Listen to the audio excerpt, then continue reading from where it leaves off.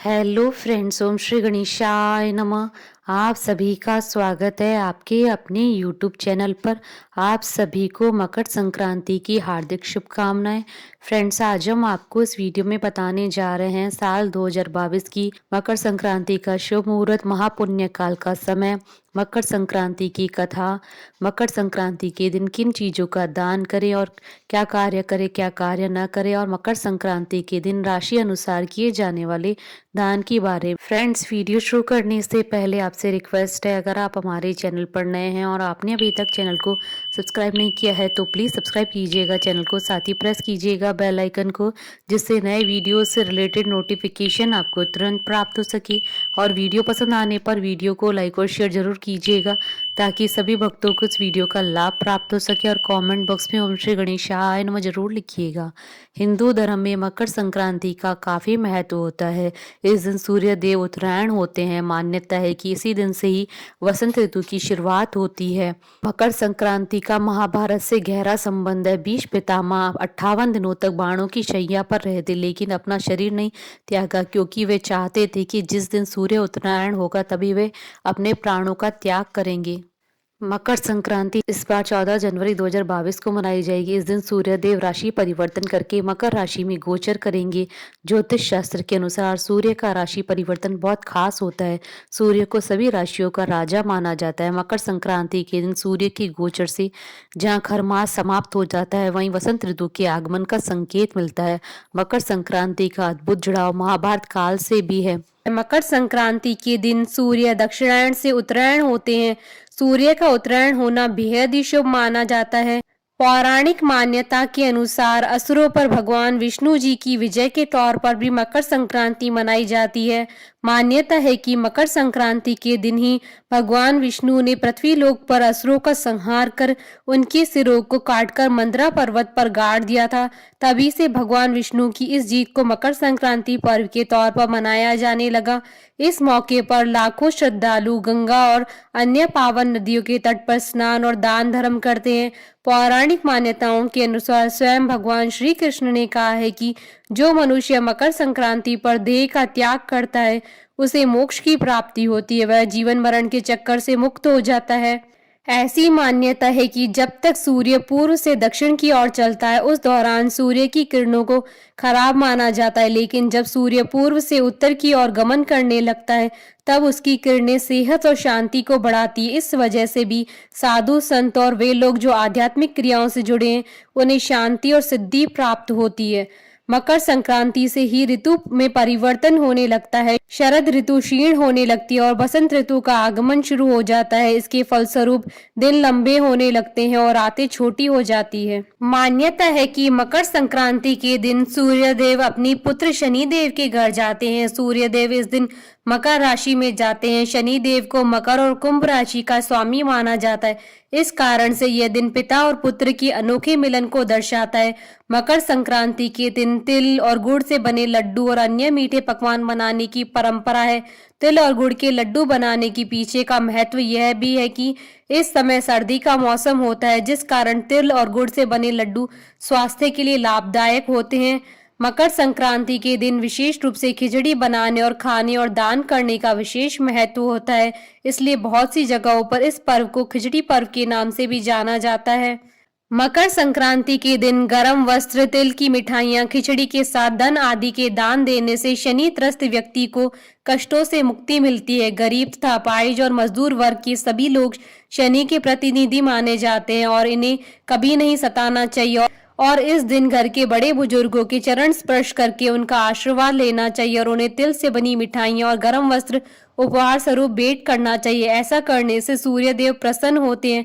मकर संक्रांति के दिन स्नान का भी बहुत महत्व होता है। मकर संक्रांति पर जिस तरह दान का विशेष महत्व होता है, उसी तरह स्नान का भी बहुत अधिक महत्व होता है। इस दिन स्नान किसी पवित्र नदी में सुबह सूर्योदय से पूर्व उठकर करना चाहिए। माना जाता है कि इस दिन स्नान करने से न केवल शरीर शुद्ध होता है, बल्कि मन की भी शुद्धि हो जाती है। इतना ही नहीं, इस दिन किसी नदी में स्नान करने से सभी तरह के पाप नष्ट हो जाते हैं और मनुष्य को मरने के बाद मोक्ष की प्राप्ति होती है। जो भी व्यक्ति मकर संक्रांति के दिन शुद्ध घी और कंबल का दान करता है वह अपनी मृत्यु पश्चात जीवन मरण की इस बंधन से मुक्त होकर मोक्ष की प्राप्ति करता है। मकर संक्रांति के दिन तिल दान से 100 गुना फल की प्राप्ति होती है। तिल दान या तिल से बनी सामग्री ग्रहण करने से कष्टदायक ग्रहों से छुटकारा मिलता है। मान्यता है कि माघ मास में प्रतिदिन तिल से भगवान विष्णु की पूजा करने से व्यक्ति के सारे कष्ट दूर होते हैं। मकर राशि के स्वामी शनि देव हैं। सूर्य पुत्र होने के बावजूद उनका सूर्य से शत्रुवत संबंध होता है। ऐसे में शनि के भाव में सूर्य की उपस्थिति से कष्ट न हो, इसलिए मकर संक्रांति के दिन तिल का दान और सेवन किया जाता है। फ्रेंड्स, अब आइए जानते हैं मकर संक्रांति के शुभ मुहूर्त के बारे में। हिंदू पंचांग के अनुसार मकर संक्रांति का पुण्य काल मुहूर्त सूर्य संक्रांति के समय से 16 घटी पहले और 16 घटी बाद का पुण्य काल होता है। इस बार पुण्य काल 14 जनवरी को सुबह 7:15 से शुरू हो जाएगा, जो कि शाम को 5:44 तक रहेगा। इसमें स्नान, दान, जाप कर सकते हैं। वहीं स्त्र लगन यानी महापुण्य काल का मुहूर्त 9 बजे से 10:30 तक रहेगा। इसके बाद दोपहर 1:32 से 3:28 तक रहेगा।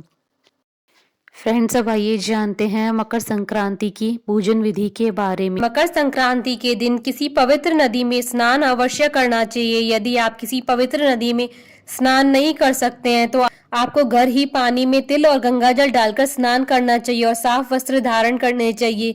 उसके बाद एक साफ चौकी लेकर उस पर गंगाजल छिड़के और लाल वस्त्र बिछाएं। उसके बाद उस चौकी पर लाल चंदन से अष्टदल कमल बनाएं। उसके बाद सूर्य देव का चित्र या तस्वीर चौकी पर स्थापित करें और एक तांबे के लोटे में जल लेकर चौकी पर रखें और हाथ में अक्षत लेकर सूर्य देव का आह्वान करें और सूर्य देव को लाल चंदन का तिलक करें। इसके बाद उन्हें लाल पुष्पों की माला पहनाएं और लाल पुष्प अर्पित करें। इसके साथ ही नैवेद्य और लाल फल आदि सूर्य देव को अर्पित करें और फिर सूर्य देव के मंत्रों का जाप करें तथा आदित्य हृदय स्त्रोत का पाठ भी करें। इसके बाद उनका विधिवत पूजन करें, धूप और दीप अर्पित करें और सूर्य देव की आरती करें। इसके बाद उन्हें तिल और गुड़ से बने लड्डुओं का भोग लगाएं। भोग लगाने के बाद तांबे के लोटे का जल सूर्य देव को अर्पित करें और सूर्य मंत्र का जाप करें। मकर संक्रांति पर किस राशि को क्या दान करना चाहिए? मेष राशि। मेष राशि के जातकों को मकर संक्रांति के दिन तांबे की वस्तुओं का दान करना चाहिए। इसके साथ ही आप लाल मसूर की दाल भी इस दिन दान कर सकते हैं। यदि आप ऐसा करते हैं तो आप अपने जीवन के सभी फैसलों को पूरी बुद्धिमत्ता के साथ ले सकेंगे। वृषभ राशि। मकर संक्रांति के दिन वृषभ राशि के जातकों को चांदी से बनी हुई चीज का दान अवश्य करना चाहिए। यदि आप ऐसा करते हैं तो आपके ऐश्वर्य में लगातार वृद्धि होती रहेगी। इसके साथ ही आप सफेद वस्त्रों का दान भी कर सकते हैं। मिथुन राशि। मिथुन राशि के जातकों को मकर संक्रांति के दिन हरी सब्जियों का दान अवश्य करना चाहिए। इसके साथ ही आप पीले वस्त्रों का भी दान कर सकते हैं।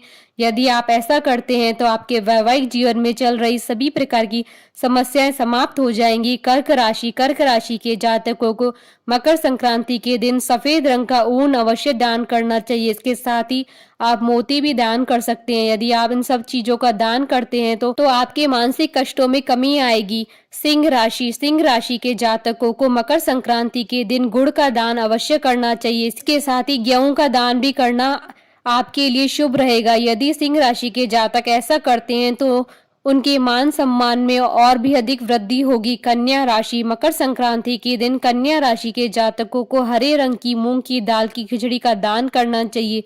यदि आप ऐसा करते हैं तो आपको व्यापार में चल रही सभी प्रकार की परेशानियों से मुक्ति मिलेगी और आपके व्यापार में वृद्धि होगी। तुला राशि के जातकों को मकर संक्रांति के दिन 7 प्रकार के अनाज का दान करना चाहिए। ऐसा करने से आपका स्वास्थ्य पूरी तरह से ठीक हो जाएगा और आपको कभी भी गंभीर बीमारी का शिकार नहीं होना पड़ेगा। वृश्चिक राशि। मकर संक्रांति के दिन वृश्चिक राशि के जातकों को लाल रंग के कपड़ों का दान करना चाहिए। यदि आप ऐसा करते हैं तो आपको नौकरी में प्रमोशन की प्राप्ति होगी। इतना ही नहीं, लाल वस्त्रों के दान से आप में सोचने और समझने की शक्ति बढ़ेगी।